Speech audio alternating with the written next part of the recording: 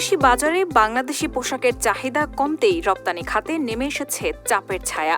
কমেছে ক্রয়াদেশ, থমকে গেছে নতুন বিনিয়োগ, আর কাঁচামাল আমদানিতেও দেখা দিয়েছে ভাটা। ফলে ব্যাক টু ব্যাক এলসি খোলায় তৈরি হয়েছে স্পষ্ট খরা।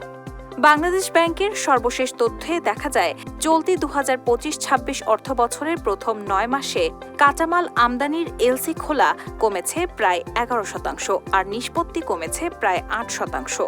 এই সময় ব্যাক টু ব্যাক এলসি খোলা হয়েছে $7.67 বিলিয়ন, যেখানে আগের বছর একই সময় $8.61 বিলিয়ন।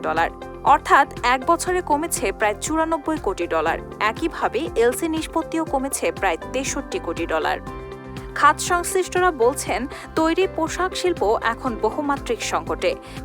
বিকেএমইএ সভাপতি মোহাম্মদ হাতেমের ভাষায়, বৈশ্বিক যুদ্ধ পরিস্থিতি, জ্বালানি দাম বৃদ্ধি এবং ইউরোপীয় বাজারে ভোক্তাদের ব্যয় সংকোচন সব মিলিয়ে রপ্তানিতে বড় চাপ তৈরি হয়েছে।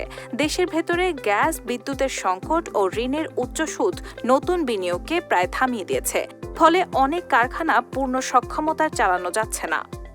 বিশ্লেষকরা বলছেন, এই সংকট শুধু শিল্পেই সীমাবদ্ধ নয়। বিশ্বব্যাংকের সাবেক মুখ্য অর্থনীতিবিদ জাহিদ হোসেনের মতে, দেশের অর্থনৈতিক ও রাজনৈতিক অস্থিরতা এবং বৈশ্বিক চাহিদা কমে যাওয়ায় সম্মিলিত প্রভাবে এই পরিস্থিতি তৈরি হয়েছে। এই প্রবণতা অব্যাহত থাকলে ডলারের রিজার্ভের ওপর চাপ আরও বাড়বে। কেন্দ্রীয় ব্যাংকের কর্মকর্তারা জানান, ডলার সংকট ও উচ্চ মূল্যের কারণে ব্যাংকগুলো এখন এলসি খোলায় সতর্ক অবস্থানে। অন্যদিকে উৎপাদন ব্যয় বেড়ে যাওয়ায় উদ্যোক্তারা নতুন করে কাঁচামাল আমদানিতে আগ্রহ হারাচ্ছেন। সব মিলিয়ে কমে যাওয়া অর্ডারের সরাসরি অভিঘাত পড়ছে এলসি খোলায়, আর তাতেই রপ্তানি খাতে জমাট বাঁধছে অনিশ্চয়তার মেঘ। রেহানা হক মুন, RTNN।